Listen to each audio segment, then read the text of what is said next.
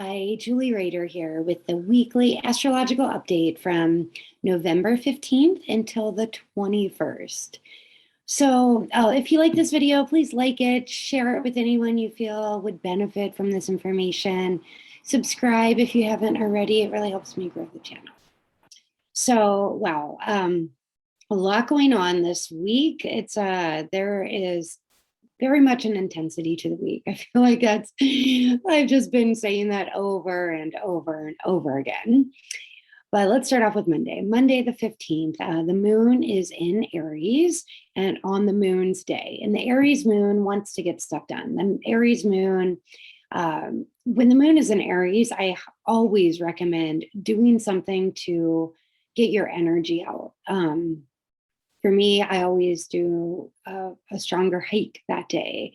If weightlifting is your thing, or running, or biking, or something to just get the energy out so that it's not pent up and you don't explode on other people. So utilize your energy on Monday for sure. The biggest energy of that day, also, and get all your errands done, things like that. Biggest energy of that day is the sun, which is in Scorpio, is making a challenging aspect called a square, or just a point of tension that gets us motivated, to Jupiter in Aquarius. This is watch for being maybe overindulgent on that day, because that definitely can happen with this Sun Jupiter square. But also with the placement of the sun in Scorpio, Jupiter in Aquarius, it very much also is an energy of authority versus the people. So we could see that playing out in the collective. So be aware of it, and get your energy out in a way that you're not going to explode on others, or that if a lot is going on in the news, in the media, in the collective, just do some yoga, do some breathing, get out, do some exercise, and take care of yourself. Be aware to not overindulge, though. On Tuesday, the 16th, the moon, its last aspect will be a square to Pluto. Pluto is all about transformation. It's about death and rebirth, and that's going to happen in the morning here, at Pacific time. And so then the moon will be void, of course, the majority of the day. Then the moon will go into Taurus that evening. While the moon is void, of course, there's another big aspect going on. So remember, the moon's last aspect in Aries was a square to Pluto, activating transformation, the need to let go of the old, allowing the new in. Then, while the moon is void, of course, after that last aspect, the sun, the Scorpio sun, makes a harmonious sextile to Pluto in Capricorn. So Pluto is very active that day, on Mars's day, on Tuesday. A lot of Pluto energy. So if while the moon is in Aries, we can utilize that energy by, I know I'm planning on cleaning out my garage that day, clean out closets, get rid of stuff. That's very, Aries wants to utilize that energy in an active way. Pluto is all about get rid of the old to make room for the new. And then while the sun then makes a sextile to Pluto, it says, okay, you've created space. Let's allow this new thing into your life. Let's allow for some transformation. And then that evening, the moon will go into Taurus, where it then will eclipse. It will be a lunar eclipse. We will have this beautiful eclipse, and we're starting to build up to it. We definitely feel that energy on Wednesday, the 17th. Wow, there's a lot going on this day. So we have Mars in Scorpio. This is a big energy of the day, opposing Uranus and Taurus. This is a setup for the eclipse, because remember, on the eclipse, we have the moon. It's a full moon eclipse. It's a lunar eclipse. So we have the moon will be in Taurus and the sun in Scorpio.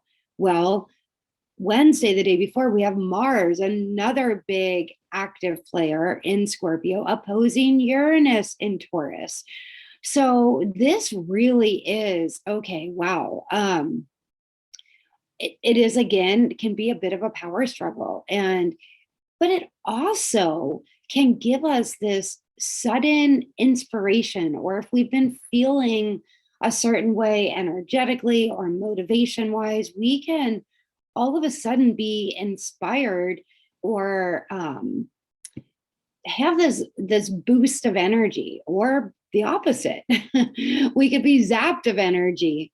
Then the moon in Taurus, its first aspect is a square to Saturn. So with Mars and Scorpio opposing Uranus and Taurus, and the moon in Taurus, first aspect as square to Saturn, we really can see, again, like what we talked about the day before, or 2 days before, authority versus the people, freedom versus constriction. We've been seeing that play out so much in our world with the mandates and restrictions and everything else, everyone having different views on what they feel is freedom versus not. This is very much a theme that we will see play out this week for sure. Then the moon, after its first aspect to this square to Saturn, then it, and remember, this is all fixed energy. So fixed energy is energy that doesn't want to move. It's fixed in its place. It doesn't see the other person's point of view. It believes in its own stance, and it's kind of has its feet stuck in the mud. So that's very much an energy that we will see this week. But then the moon, after some challenging aspect earlier in the day, it will make a beautiful harmonious trine to Venus. So there is still this feeling of love.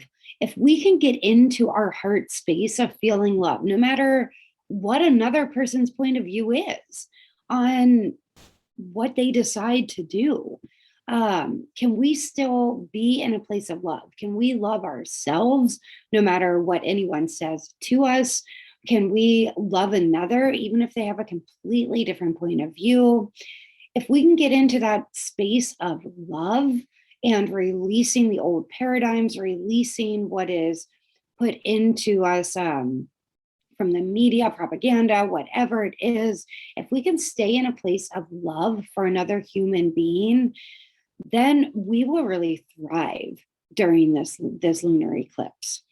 The moon, so it makes that beautiful trine to Venus, reminding us to stay in love. Then it conjuncts Uranus. So then the moon, when it conjuncts Uranus, it's kind of like, okay, wow, I can see things from a different point of view. And then the moon comes to oppose Mars. So there's a whole roller coaster of emotions. Even though it's a moon in Taurus, which is usually pretty steady, there's so much going on this week.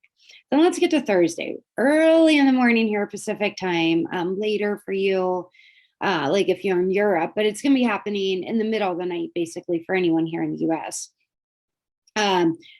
So on Thursday, this is when we have the lunar eclipse. Oh, actually, sorry, it is on the 19th. So it's not on, it's on Friday. It's not Thursday. But Thursday, we're still building up to this energy because the moon it's right before the full moon.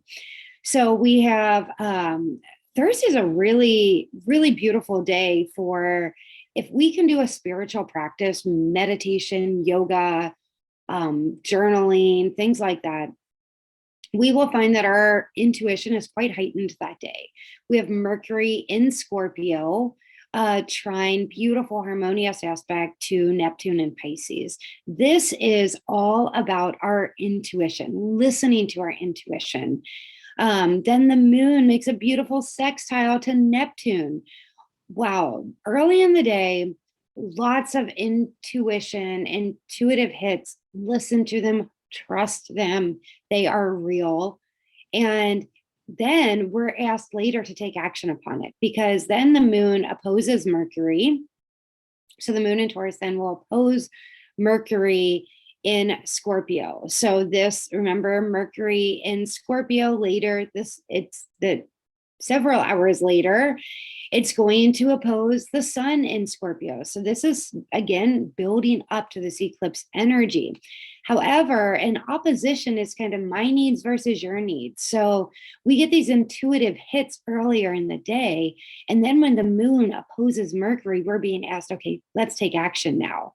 Because then there's also a square to Jupiter in Aquarius. These are both asking us to take action on whatever we have these intuitive hits on. So we're being asked, we're being shown something intuitively, and then we must take action.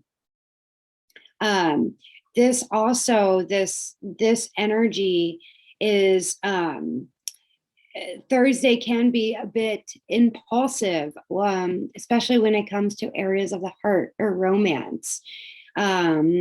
It's a big day for, I wouldn't be surprised if a lot of babies are born on Thursday and Friday, or even giving birth to new ideas all week long. Friday, we have the lunar eclipse. So it's happening at 12:57 a.m. So really Thursday during the night, but early morning Friday for us here Pacific time. Anyone in the US, it's happening Thursday night.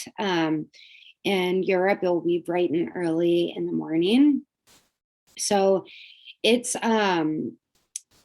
that's its last aspect. This moon in Taurus, its last aspect at 27 degrees is this opposition to the sun. And wow, it's a big one. It is setting off eclipse season, which we've actually already been in. And then at 6 a.m., the moon will move into Gemini, and its first aspect will be conjunct the North Node.